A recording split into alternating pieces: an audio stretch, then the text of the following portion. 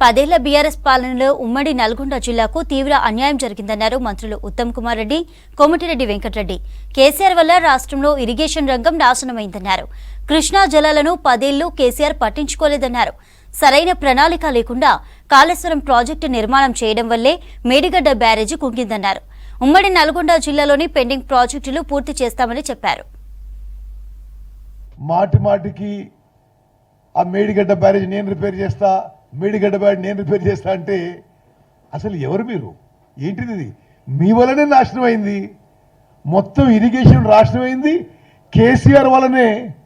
ఆయన ముఖ్యమంత్రిగా, ఇరిగేషన్ మంత్రిగా 10 ఏళ్ల పాటు 2 లక్షల కోట్లు ఖర్చు పెట్టి మనందరినీ తాకట్టు పెట్టి బ్యాంకుల నుంచి అప్పులు తీసుకొచ్చి హైకాస్ట్ లోన్ తీసుకొచ్చి కట్టిన ప్రాజెక్టు మీ హయాంలోనే కూలిపోయింది. ఇప్పుడు నేను రిపేర్ చేస్తా అంటే ఇది జోకా ఏంటిది అర్థమైతలేదు. అదేవిధంగా కృష్ణా నదీ జలాలపై తెలంగాణ ఇంట్రెస్ట్ ప్రొటెక్ట్ చేయని అసమర్థ ముఖ్యమంత్రి ఉన్నాడు కేసీఆర్.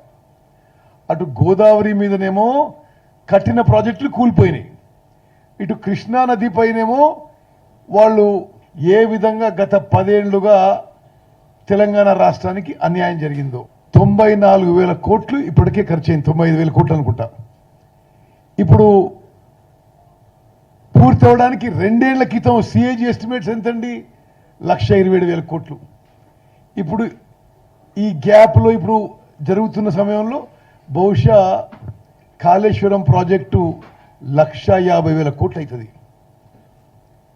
అసలు దానికి ఏమీ కనీసం మినిమం ఇంకిత జ్ఞానం లేకుండా మాట్లాడి ఎంత ఖర్చు అయిపోయింది, నీళ్ళు తీసుకొస్తున్నాం అంటే ఇది మరి వారి విజ్ఞత ఏమున్నదో మీరు ఒకసారి ఆలోచన చేయాలి. ఆయన ఏదో 24 గంటలు ఇచ్చారు, మేము తగ్గించినా అంట. ఇవాళ మీరు పోయి తెలుసుకోండి ఎక్కడ కరెంట్ ఇబ్బంది ఉంది, ఎక్కడ ఇబ్బంది లేదు.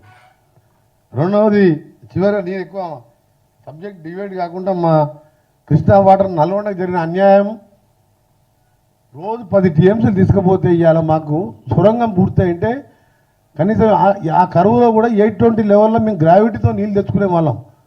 10 ఏళ్ళు మంత్రిగా పనిచేసిన వ్యక్తి బొటాబొటన 3,000 4,000తో గెలిచినాం. మేమందరం 50-60 వేల మెజార్టీతో గెలిచినాం.